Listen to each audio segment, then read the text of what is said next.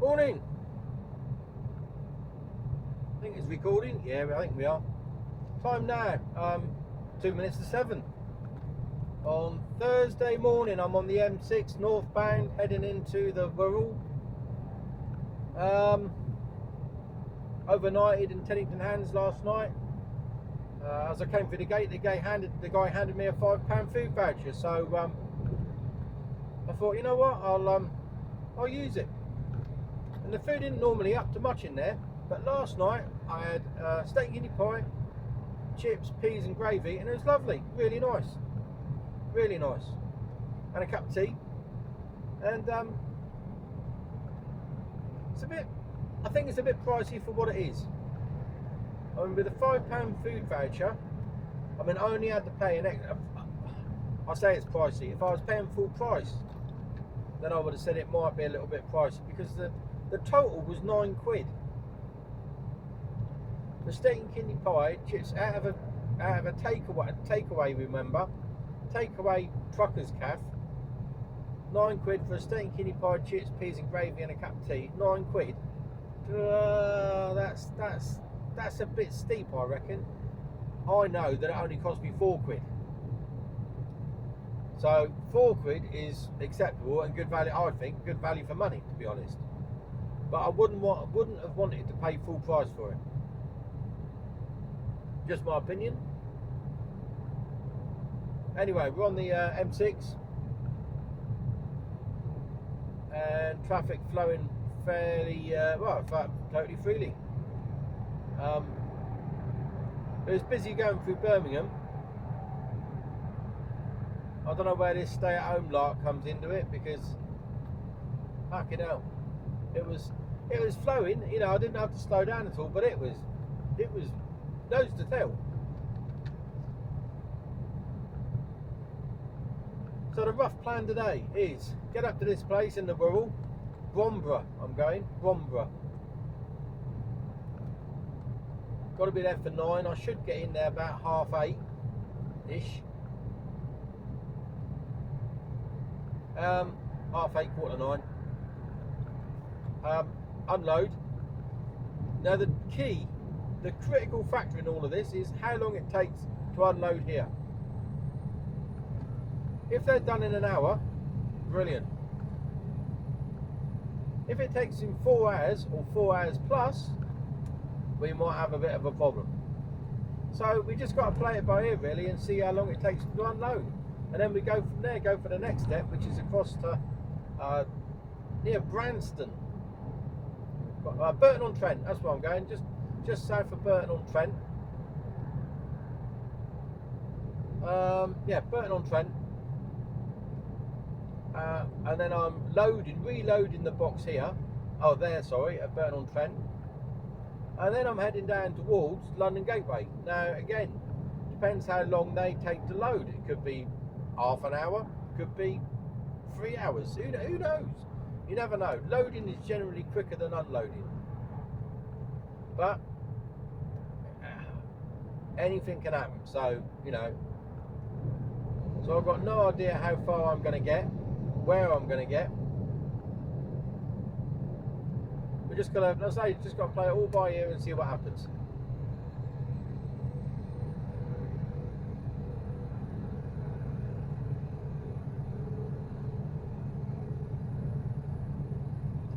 Yeah, that's the plan really. Well, there isn't really, well, there's a rough plan. It's very loose and ragged. So anyway, yesterday, this brings me on, well, yeah, loose and ragged. Brings me on nicely to what we were talking about yesterday.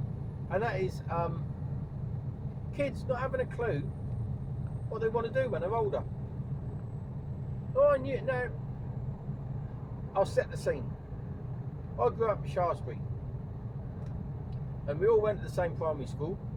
But after primary school, we had what was then called the 11 plus, for those that are old enough to remember the 11 plus. And if you were lucky enough to pass, well, I say lucky enough, if you passed the 11 plus and you were a boy, you went to the grammar school. And if you were a girl, you went to the girls' high school. Or if you failed, you went to my school, which was Christie's School in Shaftesbury, which, in all fairness, was bloody good. I really enjoyed it. I enjoyed the vast majority of my school years I enjoyed. You know, there were times when I didn't quite enjoy it, but for the vast majority of it, I had a laugh. You know, a good bunch, and we had a laugh. In fact, we had a hoot. It was very good. But we all knew, every single one of us knew what we were going to do when we left school. Now, we knew from the ages of 12, 13, 14, whether it was career guidance or whether we were working within a family firm or whether we just had an idea, rough idea in our heads as to where the direction that we wanted to go in, you know. And by and large, the vast majority of people ended up doing what they said they were going to do. And some of them are still doing it.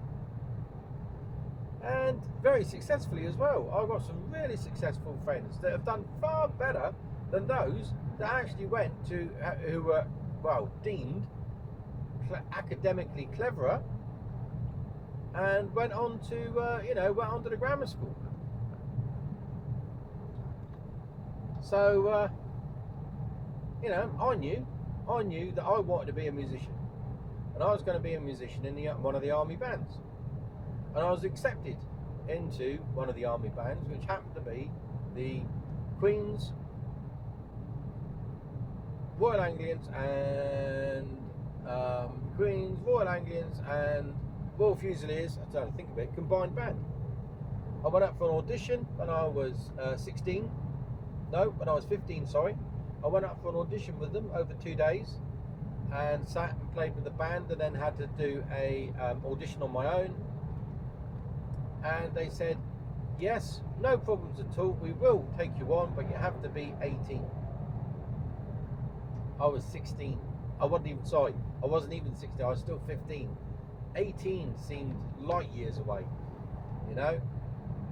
I did not want to be staying at home for another 2 years and kicking my heels. So I went back to the careers office and said,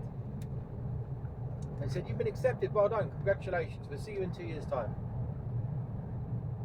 And he just looked at me, and he could tell straight away that I wasn't happy. And he says, what's the problem? I said, I want to leave home. I want to join the army. So he said, right.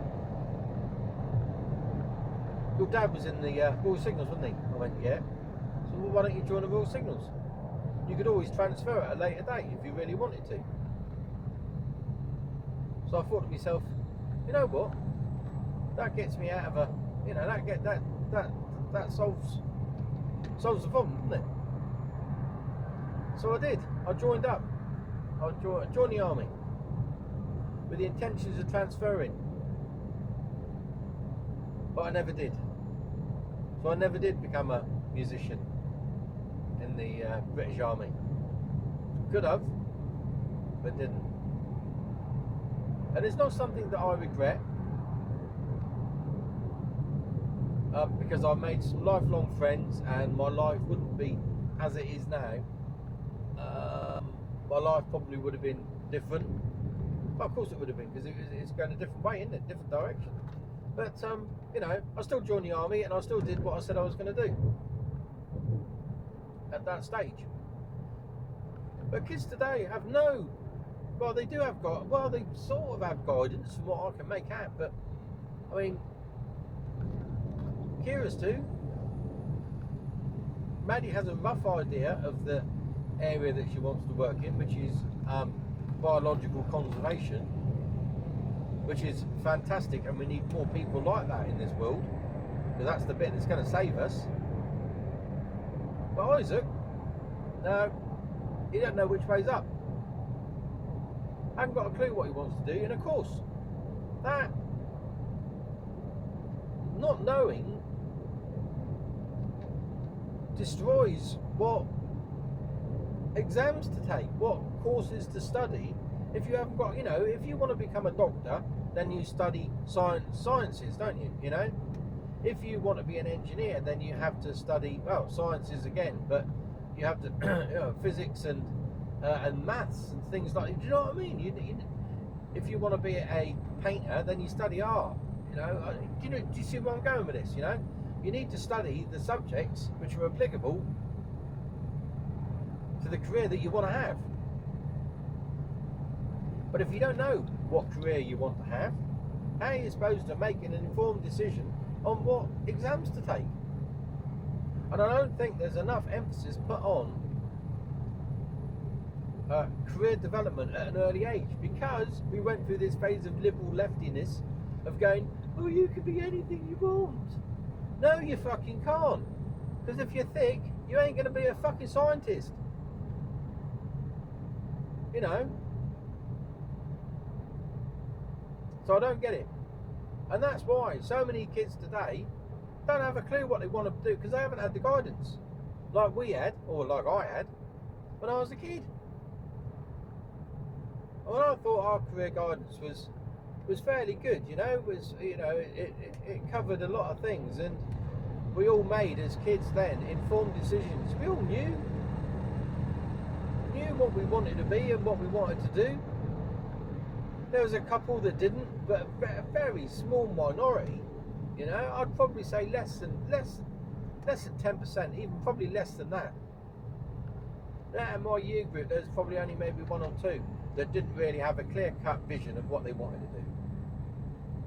Today, I would probably say that is completely reversed, and at the age of 15, when I was making those decisions, 14, 15, today, I would probably say that 95% of kids don't really know what they want to do, other than a reality TV star or a fucking football player. Well, yeah, we'd all fucking like that, I suppose. Well, no, I wouldn't want to be a football player. Or a bunch of wankers. And I wouldn't want to be a reality TV star, because they're all stuck up their own arses. No fucking reality in any of that at all. In fact, it's as far removed from reality as you can fucking possibly get. So, I feel sorry for the kids today, because I think they've been led down a one-way street with a fucking dead end at the end of it. You know, they're not getting the support or nurturing that they need. And when you ask them about it, you know, or try to give them a little bit of guidance or support, they kick back on you, because that's what kids do with their parents, isn't it? You know, and they're getting a huff. I don't know what I want to do. Well, you need to think about it. Or no, you're fucking not. You're too busy playing. Do you know what I mean? It's there's just not enough emphasis. It needs to be done by the school. The parents can give guidance, but it needs to be put in by the school, because generally kids listen to their teachers. You know, don't always like our teachers. You know, and I just think it's a shame, because I think that sometimes, you know, you can have a really bright and clever kid, and they can be wasted because they haven't had the correct guidance, and I think that's a shame. So anyway, that's my little bit on it. I told you, I drive a lorry,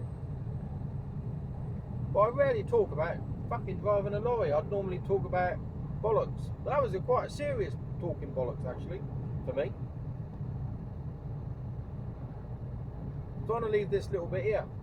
Just going past Stafford Services. I'm not stopping. I'm keeping going. It's a shittle bus now, straight through. I don't think I've got enough. Nah, not really. I'm just going to keep on going now. Unless I'm about to wet myself.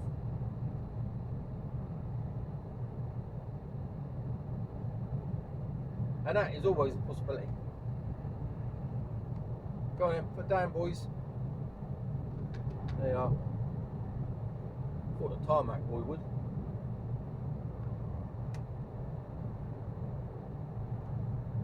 So, yeah, that's about it really today so far. I'll probably catch up with you a bit later on. I don't know whether I'm recording too much, and whether I'm sort of overloading people with too much content. Is there such a thing? I don't know. What's the right amount? Every other day? Once a week? See, my trouble is I waffle on for fucking too long. I can talk about fresh air if I needed to.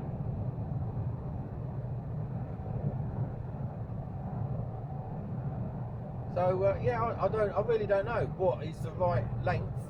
You know, I haven't done many little short videos, but I've done some fucking long videos, and that's just, you know, 2 hours in a day.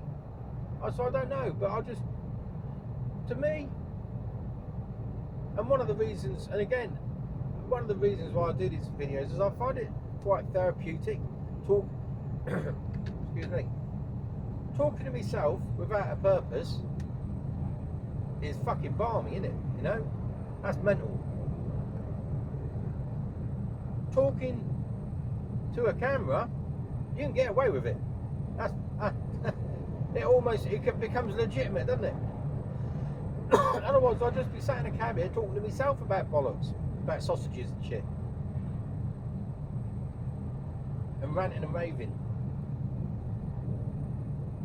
So you know, I find this therapeutic and a way of getting my thoughts out.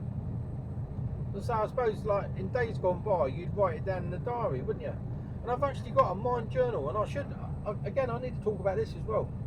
My mental health has taken a nosedive. I don't mind. I'll totally admit it. You know, as far as mental health, on a scale of 1 to 10, 10 being excellent, 1 being near the bottom, well, at the bottom, well, I think I've fucking dropped off the scale a bit.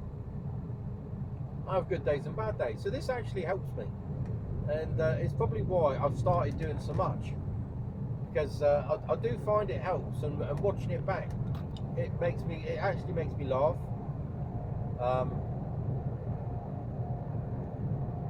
Yeah, I'll talk more about mental health, because I think it's an important subject, and all too often us blokes don't do anything about it, or we don't talk about it.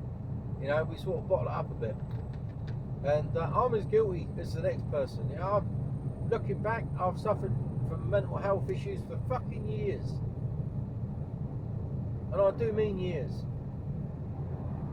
I've just never dealt with it or spoke about it, and that's not me being fucking soft.